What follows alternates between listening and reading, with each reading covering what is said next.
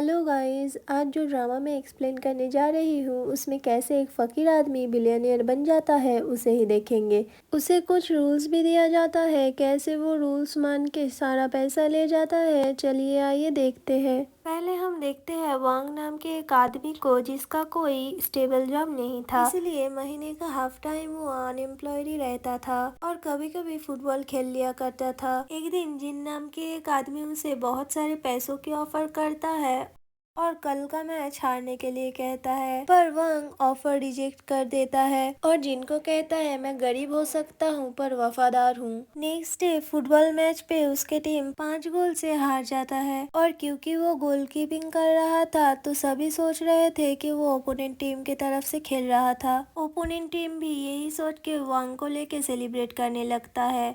कुछ दिन बाद जिया उससे मिलने के लिए आता है, पर वांग दरवाजा नहीं खोल रहा था, इसलिए वो दरवाजे के नीचे से देखता है वांग एक टूल पे खड़ा हुआ है। ये देख के जिया सोचता है कि वो सुसाइड करने जा रहा है। जल्दी से दरवाजा तोड़ के अंदर आके देखता है वो बल्ब फिक्स कर रहा है। फिर वो दोनों अपने कोच के पास जाता है तो देखता है उसके कोच एक कुत्ते को गोलकीपिंग करने के लिए रखा है। ये देख के वो दोनों टीम से रिजाइन कर देता है। दोनों घर वापस आ रहा था तभी गाड़ी के सामने एक आदमी टपक पड़ता है और उन दोनों से 1000 वॉन मांगता है और कहता है अगर उसे पैसा नहीं मिलेगा तो वो गाड़ी के सामने से नहीं हटेगा। दोनों का दिमाग पहले से ही गर्म था। ये देख के और भी गर्म हो जाता है तो दोनों गाड़ी से बाहर आके उसे मारने लगते हैं। तभी जियाजू नाम के एक यूट्यूबर आके उनका वीडियो बनाने लगते हैं और आसपास के जनता को इकट्ठा करती है तो सभी वांग और जियाओ के खिलाफ बोलने लगते हैं और उन दोनों को जेल भिजवा देते हैं। तभी जिन नाम के एक बुढ़ा जो वांग को मैच हारने के लिए पैसा दे रहा था, वो वांग और उसके दोस्त को जेल से छुड़वा के एक बंगलो पे ले आता है। असल में जिन फुटबॉल टीम का कोई नहीं था, बस वांग का ईमानदारी चेक कर रहा था। क्योंकि वांग ऑफर रिजेक्ट कर दिया था तो वो फास्ट स्टेज पार कर लिया था। जिन वांग को बताता है तुम्हारे दादाजी का एक भाई था जो कि चाइना के बिलियनियर में से एक है, पर शादी ना करने की वजह से उनका कोई उत्तराधिकारी नहीं था। उनके फैमिली के उत्तराधिकारी के तौर पे एक तुम ही हो। ये सुनकर वांग का तो होश ही उड़ जाता है। तभी जीन कहता है पर तुम्हारे दादाजी का कुछ शर्त है, अगर तुम पास कर जाते हो तो सब कुछ तुम्हारे होंगे और अगर तुम पास नहीं करते तो सारी संपत्ति इन दोनों के ट्रस्ट पे डोनेट कर दिया जाएगा। फिर जिन वांग के दादाजी का रिकॉर्ड किया हुआ एक वीडियो क्लिप चलाते हैं। उसमें दादाजी कहते हैं तुम्हारे जैसे नालायक फास्ट स्टेज कैसे पार कर लिया। जो भी हो ध्यान से सुनो, मेरे एसेट का मालिक होने के लिए तुम्हें 1 महीने में 1 बिलियन वॉन खर्च करने हैं। वांग सोचता है ये भी कोई बात है। फिर दादाजी उन पैसों को खर्च करने के लिए कुछ शर्तें देते हैं, जो कि है सभी पैसा लीगली और इस शहर में ही खर्च करना पड़ेगा। तुम कोई प्रॉपर्टी, घर, गाड़ी नहीं खरीद सकते, कोई चैरिटी पे डोनेट नहीं कर सकते, 100 लोगों से ज्यादा एम्प्लॉय नहीं रख सकते और उनको काम ना करवा के सैलरी भी नहीं दे सकते, कोई चीज तोड़ के बार बार खरीद नहीं सकते और आखिरी शर्त ये स्कीम तुम किसी को बता नहीं सकते। वांग सोचता है वैसे ही मैं फकीर हूँ, एक आखिरी बार ट्राई कर लेता हूँ, अगर लॉटरी लग भी जाए। ये सोच के वांग डील साइन कर देता है। जिन वांग के लिए एक अकाउंटेंट अपॉइंट कर देता है। अकाउंटेंट और कोई नहीं जियाजू है, जिसकी वजह से वांग और जियाओ को जेल में जाना पड़ा था। वांग उसे देख के कहता है मैं तुम्हें ही ढूंढ रहा था, तुम्हें मैं कभी माफ नहीं करूंगा। जियाजू जिन को कहती है इस लफंगे का अकाउंटेंट मैं कभी नहीं बनूंगी। वांग जबरदस्ती जियाजू को काम पे रख लेता है। जियाओ उसे देखते ही अनप शनप बोलने लगता है, पर वांग उसे रोक के कहता है ये आज से मेरा अकाउंटेंट है। तो जियाओ उसे कहता है गरीब आदमी का कैसा अकाउंटेंट। जीन वांग और जियाओ को एक वॉल्ट पे ले आता है। वहाँ 37 बिलियन देख के उन दोनों की आंखें फटी की फटी रह जाती है। वांग 1 बिलियन लेके अंधाधुंध खर्च करने के लिए निकल जाता है।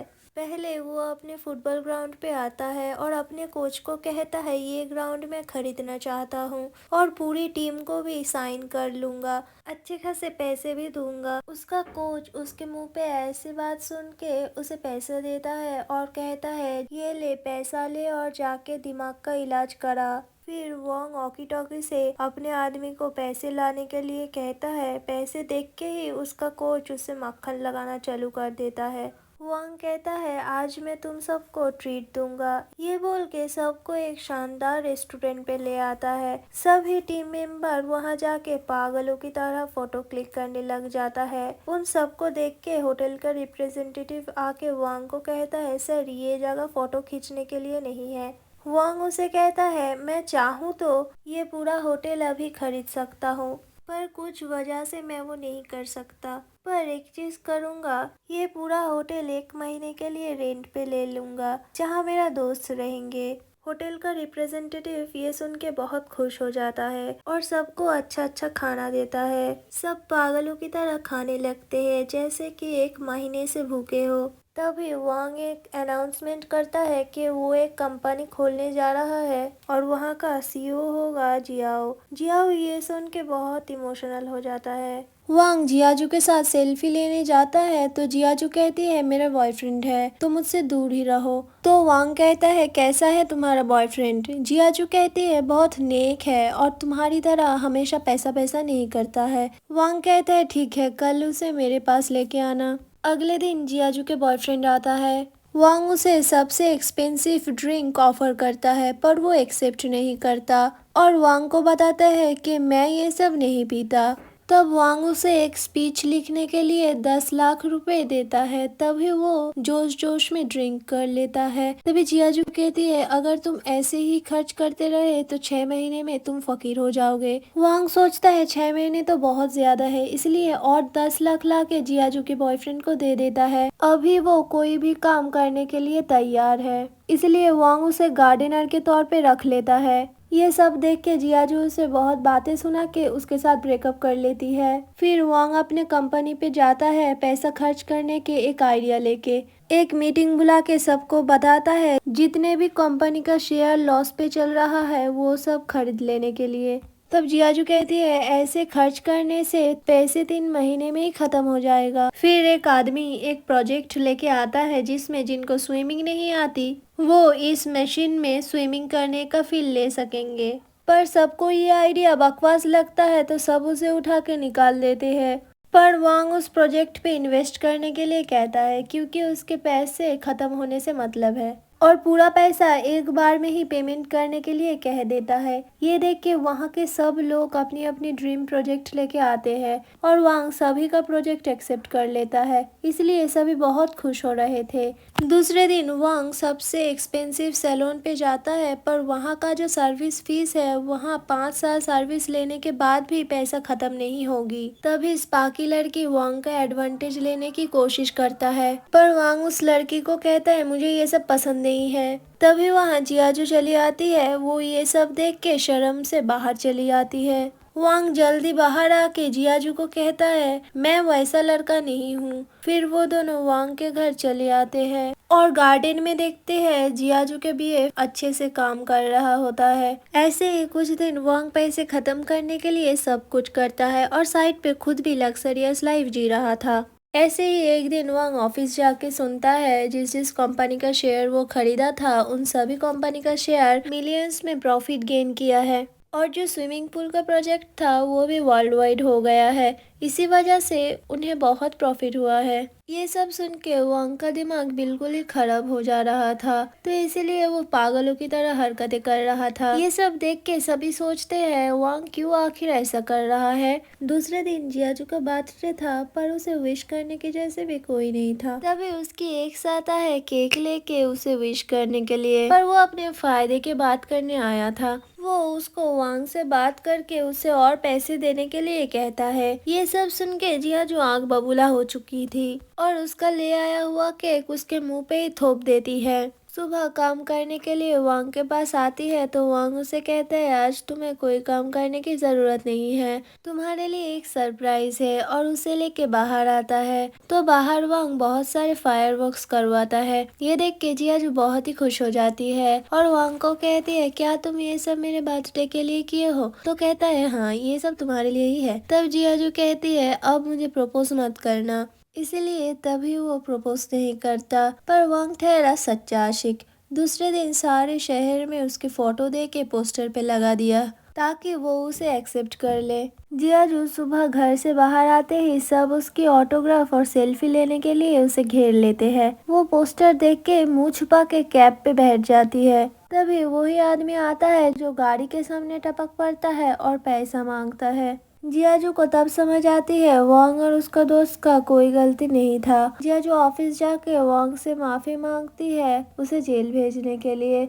वांग भी पिघल जाता है और इस खुशी में जियाजू के फेवरेट सिंगर को लाके कॉन्सर्ट करवाता है। इसके बाद जियाजू को भी वांग अच्छे लगने लगा था। अगले दिन वांग पैसे खर्च करने का एक और आइडिया लेके आता है। वो पूरे शहर के मीडिया को लेके बुला के अनाउंस करता है वो एक नए स्कीम लॉन्च कर रहे हैं जो कि है 1 वीक में 1 पाउंड वजन जो भी घटा पाएगा उसको 1000 वॉन मिलेगा और जो जितना ज्यादा वजन घटा पाएगा उसे उतना ही पैसा मिलेगा। ये सुनकर पब्लिक ऑल टाइम बस एक्सरसाइज ही करने लग जाते हैं।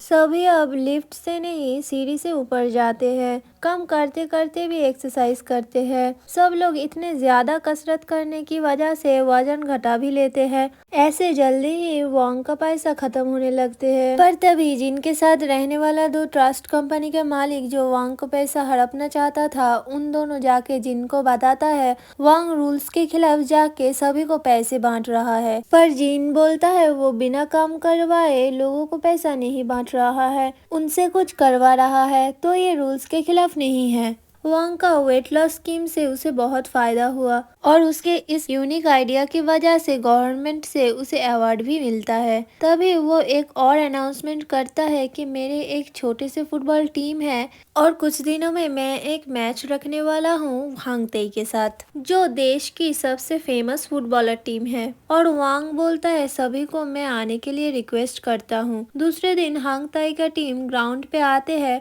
असल में वांग उन्हें बहुत पैसे खर्च करके ये मैच खेलने के लिए अप्रोच किया था। हांग तेई टीम देश का नंबर 1 टीम था, इसलिए टीम का कैप्टन कहता है अगर मेरी टीम 10 गोल कर पाए तभी हम जीतेंगे। मैच शुरू होने के बाद हाफ टाइम होने से पहले ही हांग तेई की टीम 8 गोल कर देते हैं। तभी वांग मीटिंग करके सभी को बोलता है एक और गोल भी हम नहीं अफोर्ड कर सकते हैं, जान लगा के एक गोल रोकना ही पड़ेगा। मैच शुरू होने के बाद सभी बहुत सीरियस हो गए थे। फिर सब बहुत एफर्ट लगा के एक गोल सेव कर लेते हैं। टाइम अप हो जाते हैं और 9-0 गोल से वांग की टीम जीत जाते हैं। तभी वांग के पास एक कॉल आता है कि जियाजू को कोई किडनैप करके ले गया है और किडनैपर 10 मिलियन दावा करते हैं। पर वांग किसी और पे यूं ही पैसे खर्च नहीं कर सकते थे, इसलिए वांग जिन से 10 मिलियन उधार मांगता है पर जिन मना कर देता है। असल में जिन ही जियाजू को किडनैप करवाया था